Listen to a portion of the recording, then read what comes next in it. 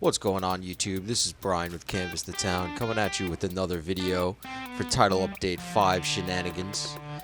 If you've been following along, be sure to do a like, do a subscribe. I'm making more Monster Hunter Title Update 5 builds and content all the time. Now this time we're talking about using the Flaming Espinas weapons, because originally, I mean, they've always been great weapons. It's been, really cool hidden poison element, or just poison and fire element in general. Very, very cool. But being able to slot all of this stuff was never really an option. You had to pick your side, and usually it was just go for the fire element, take the poison as an added bonus.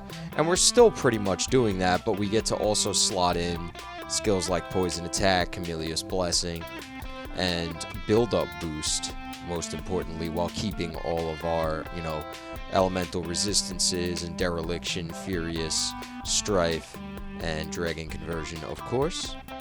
Now, the elemental damage on this is just as good pretty much as it's always been. It's just now you have the added build-up boost, you have the added poison attack, you can slot the Chameleon's blessing. Let's take a look at how I did it. So I'm running the Cactus Seal. So for Hunting Horn builds are going to have the easiest time doing these kinds of shenanigans, I feel like. I know a lot of my friends, they play other weapons that are very skill hungry. And if your weapon needs a lot of skills, it's hard to, go for a talisman like this one with Furious and Poison Attack and work with that when you need stuff like Quick Sheath or whatever it is. So you got to keep that in mind when you compare, this build and what you could do over at home. But moving on, I have my Cactus Seal here. Now these weapons across the board, I believe, have really good slots. 411 is quite heinous in a good way. Level 3 Rampage slot gives us the Ellen Bane option when it's viable, which it often is with fire. There's a lot of monsters that are very elementally weak to fire. So we're just slotting for our fire resistance here, along with Teostra blessings, which is nice. We have our dragon resistance on our Valstrax helm, which we have augmented with strife. Oh, and I'll show you the augments for the cactus. It's very standard. You have your max your max elemental attack, and then you also have a little bit of raw attack added. And moving on, we got the Valstrax helm augmented with strife, your standard stuff. I'm running the dragon resistance on it. I'm running a little bit of chain crit and an intrepid heart. Here on the Virtue Mail, I talked about this piece in another video. This piece is awesome because it has level 2 strife. Level 3 handicraft is cool, but the Cactus Seal does have sharpness regeneration, so we don't care too much about the handicraft. It's more of an added bonus. It's more that if we get level 2 of strife on this piece, that's one less piece that we have to augment strife onto, which is very powerful. So we augment dragon conversion onto this, and now we have 2 levels of strife and 1 level of dragon conversion. Highly recommend. And I put a little evade extender in there and 2 levels of Chameleon's blessing. Next up, we got the dereliction arms. I believe these are augmented, yes, with build-up boost. I got rid of just resentment for it, which was nice. But you don't need those extra skills. Recovery speed and hunger resistance just happenstance. We got those skills. But really, you just want build-up boost and ideally not lose dereliction. And we're finishing out chain crit in the slots. Here we have, for the Valstrax coil, I believe this is another build-up boost augment. It sure is. Now, let me know in the comments. I've been thinking about this. I'm not 100% sure, and I didn't really test to check. But I'm not sure if build-up boost level 3 is better than attack boost level 7. Someone let me know, because if that's the case, you could just go for like attack boost augments, or, in general, maybe even just run a different piece with more opportunity, like more 4 slots or something. But I think build-up boost is better than having attack boost 7, because it's a 20% boost to, every 4 hits. Hunting Horn hits a lot in the case of the Hunting Horn. When you get a lot of hits, I don't believe any of your shock waves count for poison. I don't think you can proc poison with your sound waves, but you still do a lot of hits when you do like the Infernal Medley or the trio. So there's a lot of times where you're going to go ahead and get that off, that you're going to get value out of that build-up boost. And if you really wanted to, you could ditch later on in the set. There's stuff you can ditch to run the skill that activates it all the time. What is it called? Trigger, right? Status trigger. Like if you do wanted to get rid of this blood right, I'm rocking right here for quality of life and just, you know, to make it so I'm spending less time healing and more time beating down the mon. You could go ahead and slot a little bit of status trigger and get even more value out of the skill build-up boost. But I still find that there's, you know, I like getting those big hits from the build-up boost. And of course, there's just that satisfaction of seeing the level 3 skills. You know what I'm saying? You know, you want those max skills. At least that's what I like. So moving on, we went off a little bit there on a tangent, but yeah, we got build-up boost on these, and we got build-up boost on these. So these 3 have build-up boost, and this one is dragon conversion, and this one is strife. So that's how I'm making it work. The biggest thing that makes it work is the talisman. Of course, I have a level 3 Furious and a level 3 Poison Attack talisman. I think you need a level 3 Furious talisman to make this work. If you had a level 3, like, level 3 Dragonheart talisman, that would also do the trick, for sure. Because you'd have extra room to slot, like, your build-up boost, and maybe, you know, if you have a God Charm, it could be even better than this. Like, you might notice that there's no foray on this set. I didn't really find space for it. At the end of the day, the raw attack of the Cactus Seal isn't as valuable as having, like, the resistance jewels and maxing out dragon conversion.